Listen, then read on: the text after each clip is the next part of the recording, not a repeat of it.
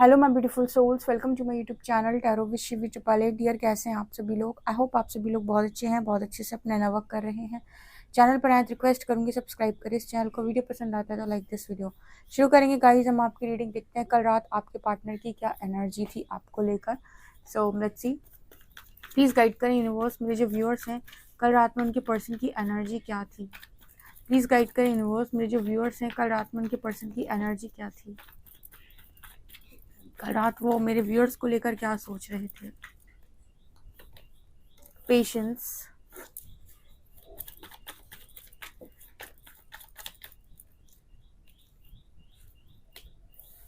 यहाँ पर energy, friendliness,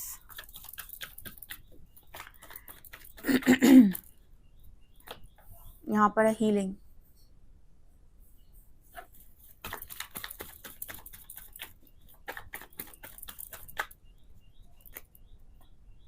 Thunderbolt,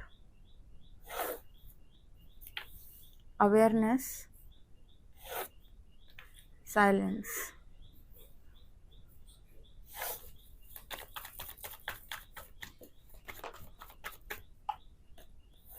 compromise,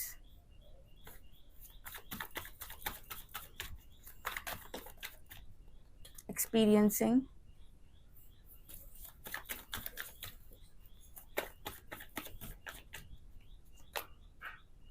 totality, stress.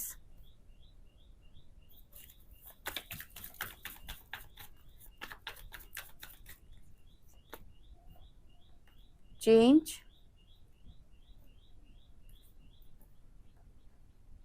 Control and source,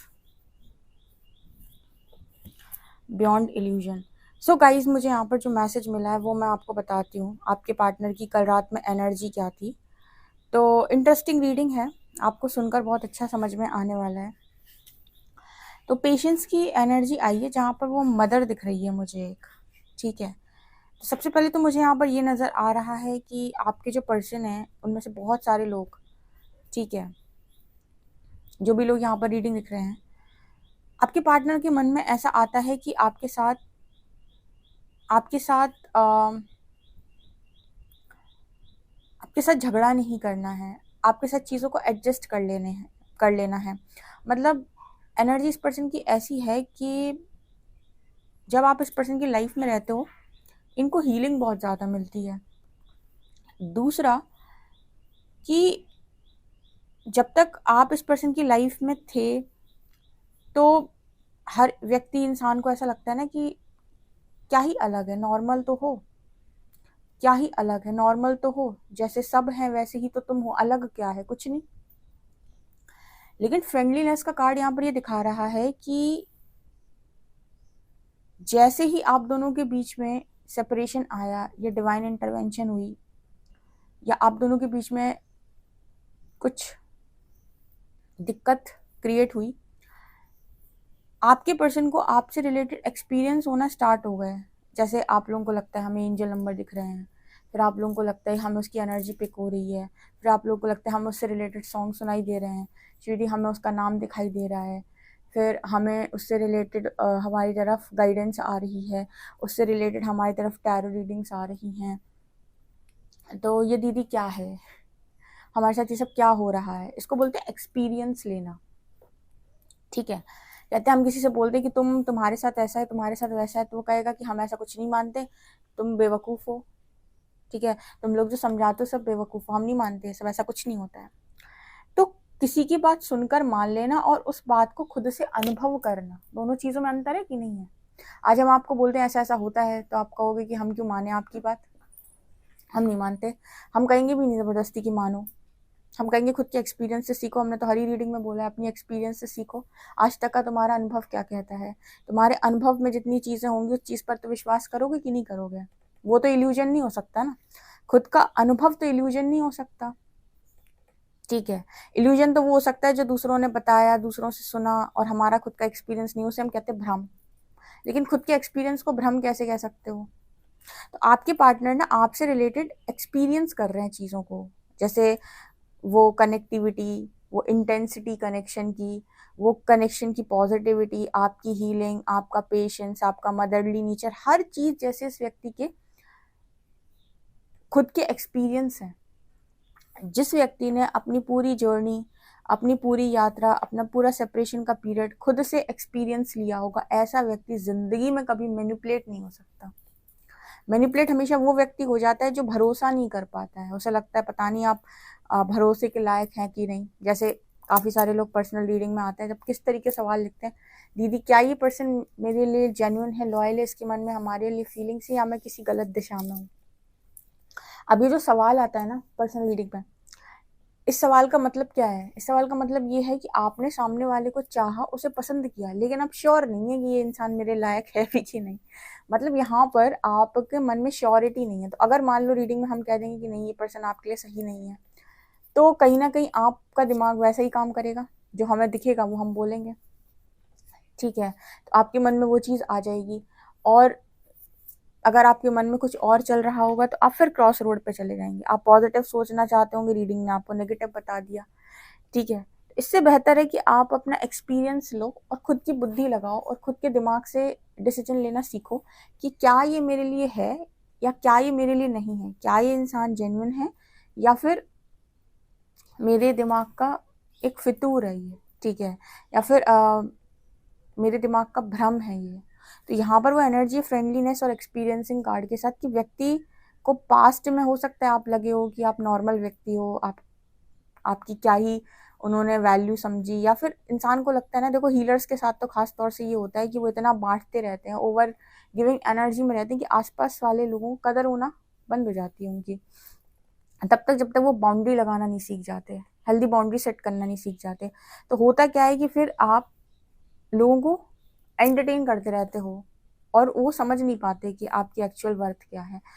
तो यहाँ पर फिर कार्ड आता है एक्सपीरियंसिंग और फ्रेंडलीनेस की जब आप बाउंड्री सेट करते हो, लोगों को उनके हाल पर अकेला छोड़ते हो, तब जाकर उनको समझ में आता है कि किसकी कमी खल रही है और कैसे खल रही है, और उसके साथ हमारा रिश्ता आखिर क्या है, कितना पॉजिटिव है, कितना डीप बॉन्ड है।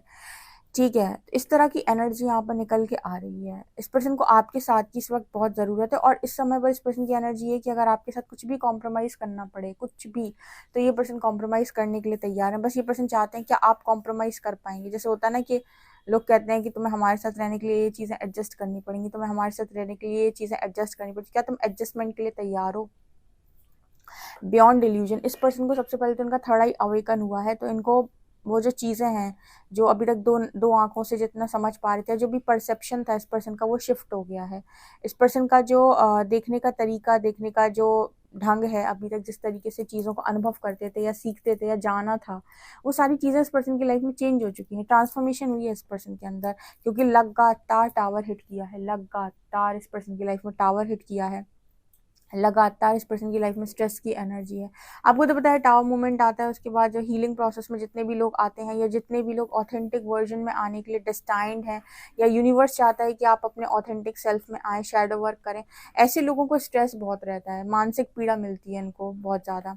और मानसिक पीड़ा इसीलिए मिलती है क्योंकि इनको टेंशन बना रहता है कि भविष्य में क्या होगा मेरा, ये किस तरीके की चीज़ें मेरे साथ हो रही हैं, हाई एनर्जी, लो एनर्जी, और फिर ये ट्रिगर, वो ट्रिगर, तो मानसिक तौर पे ज़्यादा डिस्टर्ब होते हैं। और उसका असर ऐसा आता है कि फिजिकली भी कभी कभी बहुत डिस्टर्बेंस क्रिएट होती है। लेकिन अवेयरनेस कार्ड यहाँ पर ये दिखा रहा है कि इस पर्सन की जो है अवेयरनेस लगातार बढ़ रही है और ये पर्सन अपनी ट्रू सेल्फ में आ रहा है। जैसे आप देख रहे हो कैसे वो चीर फाड़ करके बाहर आ रहा है, तो उस तरीके की एनर्जी है कि अपना ट्रू वर्जन में। आप भी तो चाहते हो कि अपने पार्टनर को ऑथेंटिक सेल्फ में देखना, आपकी भी तो ख्वाहिश होगी कि हमने इसको इतना देखा है, मास्क लगाया रहता है, कभी कुछ बोलता है, कभी कुछ बोलता है, एक जवाब नहीं देता है, कमिट नहीं करता है, नहीं करती है। ठीक है, पता नहीं इसके मन में क्या चलता है, सच बोल रहा है कि झूठ बोल रहा है, क्या छुपा रहा है, क्या नहीं छुपा रहा है। तो आप भी तो चाहते होगे कि इस व्यक्ति का आप ऑथेंटिक सेल्फ देखो, आपकी ख्वाहिश होगी कि आप देखो कि इस पर्सन का रियल सेल्फ क्या है, क्या है एक्चुअल में ये।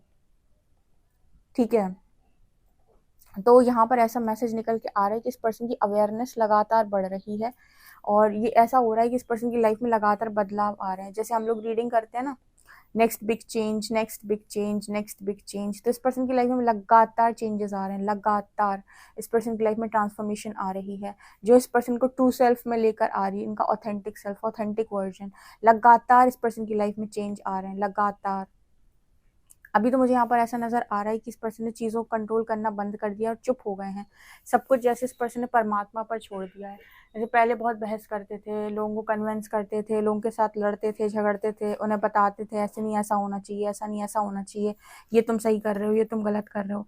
सबको बताना, सबको उनको गाइड करना या सबको कंट्रोल करना, सबको अपने हाथ में लेकर चलना, सबको बताना कि ऐसे नहीं वैसे होना चाहिए, वैसे नहीं वैसे होना चाहिए। बहुत कंट्रोलिंग नेचर अगर इस पर्सन का था तो अभी इस पर्सन की एनर्जी खामोश हो गए हैं। ठीक है, खामोशी इस पर्सन के अंदर दिखाई देती है और इस पर्सन ने कंट्रोल करना बंद कर दिया चीज़ों को। ये पर्सन ने सब कुछ परमात्मा पर छोड़ दिया है। हम कंट्रोल क्यों करते हैं? क्योंकि हमें लगता है हमें करना है।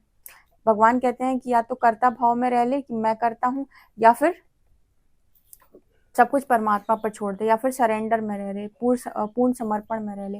पूर्ण समर्पण पर रहने का अर्थ हो गया कि सब कुछ ईश्वर करते हैं। तो डिसाइड कर ले, तू करता है कि ईश्वर करते हैं। अच्छा चलो गाइस, आप लोग मुझे कमेंट सेक्शन में बताओ, आप करते हो कि परमात्मा करता है? आपको क्या लगता है किसने किया है? आपके जो पार्टनर है ना, ये कंट्रोल रिलीज नहीं कर रहे थे। ठीक है, बिल्कुल कंट्रोल रिलीज नहीं करते। इसने हर चीज पर कंट्रोल बनाया हुआ था कि ये भी मेरे हिसाब से होगा, वो भी मेरे हिसाब से होगा। लेकिन जब इस पर्सन की खुद की लाइफ में टावर आए, इस पर्सन की खुद की लाइफ डिस्टर्ब हुई, तब इनको समझ में आया कि मैं कभी करता ही नहीं था, मैं नहीं कर पा रहा हूँ चीज़ों को कंट्रोल। तो यूनिवर्स आपको समझाता है कि आप कंट्रोल को रिलीज करें, हर आत्मा को मुक्त करें। आप मुक्ति नहीं देते किसी आत्मा को, आप बंधन में बांधते हो। आप हर व्यक्ति को अपने अकॉर्डिंग चलाना चाहते हो, और फिर वो इंसान जब अपनी मर्जी से नहीं कर पाता ना, तो वो तिलमिलाता है। जैसे किसी व्यक्ति को घुटन होती है ना, वो घुटन की एनर्जी में आता है कि मुझे ये करना है, तुम नहीं करने दे रहे हो। किसी को समझाना, किसी को अपने हिसाब से बताना बहुत अच्छी बात है।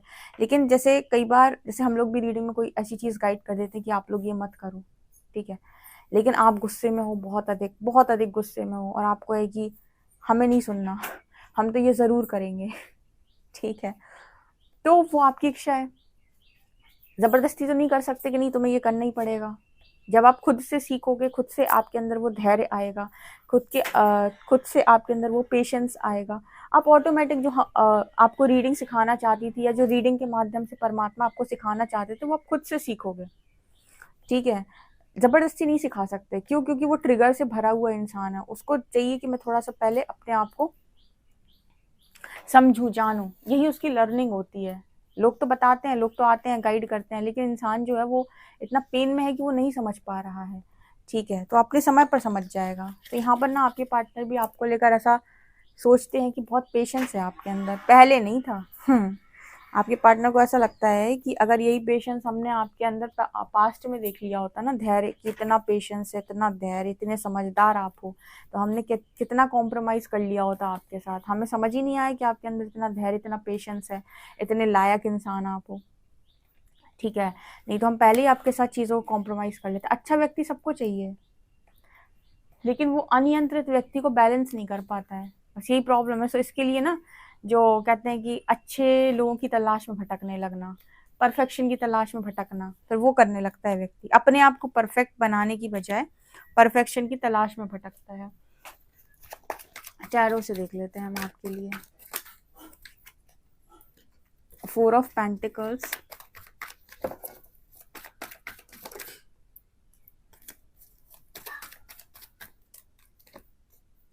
Devil, page of cups. यहाँ पर ना इस पर्सन को जो क्लैरिटी नहीं मिलती, या क्लैरिटी ना मिलने का जो रीज़न है, वो है इस पर्सन का खुद का अटैचमेंट। मैंने पहले ही बताया था कि स्पिरिचुअल जर्नी में आपके अटैचमेंट बहुत रिलीज होते हैं। आपकी सबसे ज़्यादा जो डेविलिश एनर्जी होती है वो है अटैचमेंट। आप चीज़ों पर से कंट्रोल नहीं छोड़ना चाहते, सब चीज़ को आप पकड़ के रखना चाहते हो और अपने अनुसार चलाना चाहते हो। कहीं ऐसा ना हो, ऐसा हो जाए, ऐसा ना हो, ऐसा हो जाए। कंट्रोल रिलीज करने का मतलब है कि जैसी परमात्मा की इच्छा। अपने सत्य को स्वीकार करो, अलाइनमेंट को चूज करो।